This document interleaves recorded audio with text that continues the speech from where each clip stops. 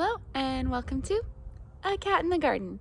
And today Nutmeg and I want to show you our garden this month. It's been a little while since I showed you guys what's going on out here.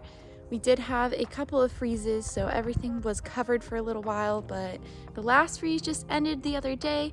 I took all the frost cloths and blankets off with the help of this guy, of course, and everything is thriving right now. So we're gonna go ahead and just show you what's going on out here. Just a second, let's get started. So if you remember my garden tours from the summer, this is my pepper bed. Obviously no peppers in it right now because they do not grow this time of year, but I do have this really cute Merlot lettuce that I just kind of bought on a whim a few months ago. I have a Nutmeg stalking a bug, as he does. He's stepping over one of my chives. I have these big mustard greens, which are unfortunately infested with aphids right now, but I am working on that problem. I have a small kohlrabi back here, my savory, which you would have seen over the summer, another thing of chives, and some arugula that I started from seed, but honestly, it's just not doing that great. So I think if I do arugula in the future, I'm just gonna buy starts. It looks so weird to me. I don't know, is this what arugula is supposed to look like? I just don't think so. So moving on, this is my cayenne pepper bed. Obviously no cayenne peppers right now, so I did put in some collard greens last fall. They are a little bent because of the frost blankets that I had on them, but these leaves are massive. They are gorgeous. They're just about ready to eat, so I'm very excited. I think next week I'll put them in my meal plan. And then over here I have some little baby spinach plants that I started from seed just for fun, and they seem to be doing pretty well, growing a little bit slower than I would like, but they have been out here through every freeze. So that's what's going on in this bed for now. Moving on to my perennial herb bed. Not much has changed other than the plants are a bit bigger and I added a few more plants from last time, I would say. The saffron is getting really big, so I'm thinking that next fall we're definitely going to be able to harvest. My little violas are flowering, which is great because I did just see a honeybee out here this morning, and I'm probably going to try the sorrel soon. My husband said that you can make a really nice sauce with sorrel, so it'll be nice to see what that tastes like finally. My oregano is also just popping off. I think I need to dry some because it's just so thick and full. I'm really happy with this, and every time I run my hands through it, it just emits such a wonderful smell. That is so exciting. And my parsley is insane. This thing is a bush at this point, and I've harvested from it so many times, but it just keeps growing. And then sort of the highlight for me is this little nasturtium, which I planted a seed about a month ago, forgot about it, and now I have a plant, which I think is super fun. Behind it, I kind of have this scraggly bed situation. The replacement peas are doing really well. We have our first flowers here. I think I have some over here too. Yep. So hopefully we'll get peas soon. This bok choy is kind of near the end of its life cycle. As you can see, I have harvested from it a million times, and it is just now starting to bolt, which means that it has sensed the warmer weather. It is going to flower, and I'm just gonna let it flower because I actually really want to get some seeds from this guy. I really enjoyed the compact growth pattern that it has, and I want to grow some next year. Back here I have my Swiss chard, which I haven't eaten from yet because I've wanted the leaves to get more mature, and I'd say that we're in a pretty good spot. This one is just so cool. I want to show you guys. This is my peppermint Swiss chard. As you can see how it gets its name. I think this is the prettiest Swiss chard that I've ever grown, and yeah, I'm getting ready to eat them soon. Just trying to figure out what I want to eat them with. Next year, I think I'm gonna plant them a little bit sooner, and I wanna grow more, but this was a really good test run. As you can see, they're getting really mature leaves, and they're so bright, beautiful, colorful. Really nice addition to the garden.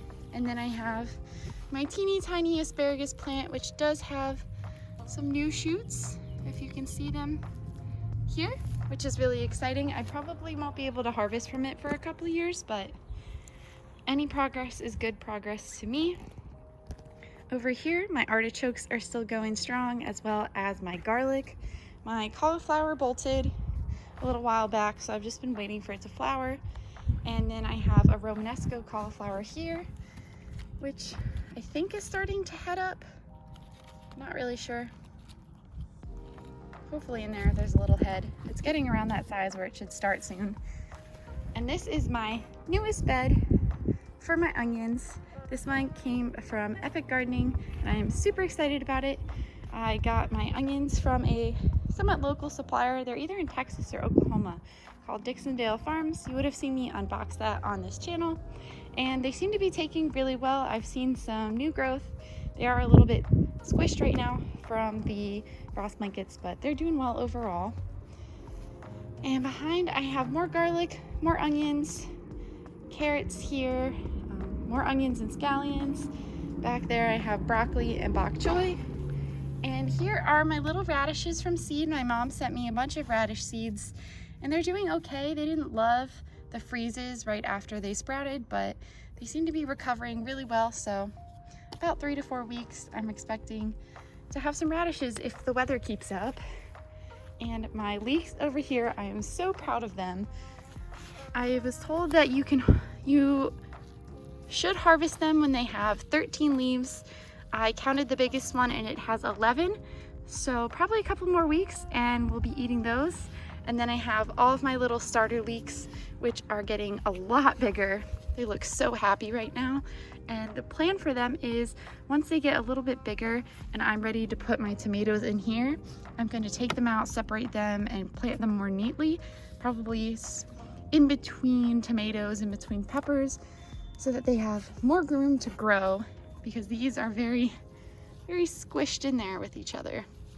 So that's the plan there. And to move this guy because he's way too big, I want to give you guys a close-up of my broccoli and its little spider friend right there. It's doing really well. This is my first time ever growing broccoli. It looks like it might be starting to separate a little bit, which would really bum me out because it's still so small. But if it does, we'll just eat it and we'll have one little broccoli to share. And my bok choy that I actually just trimmed the other day, so it's not looking at its best, but they do seem to grow back really quickly.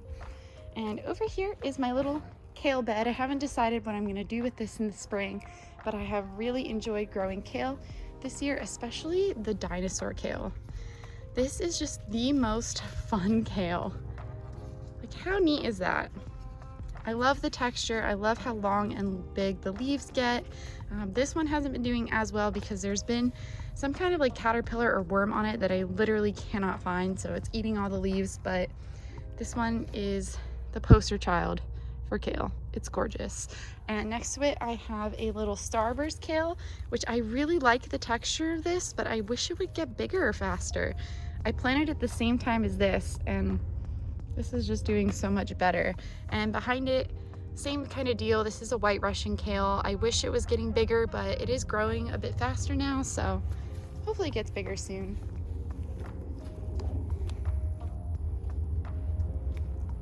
And of course, the happiest of garden cats, always patrolling, it's my boy Nutmeg. Good boy. Yeah, you're a good boy.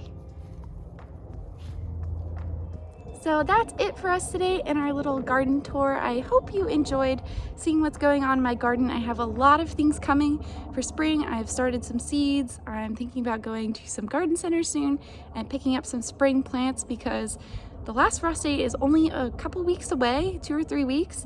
So I really need to get a move on. And I'm very excited to show all of that with you. I'm planning on taking Nutmeg to a few nurseries soon, and I will definitely take you all along for that. But thank you so much for watching. If you like this video, make sure to give us a thumbs up down below and subscribe so you don't miss anything else from me and Nutmeg. Thanks again, and we'll catch you in the next one.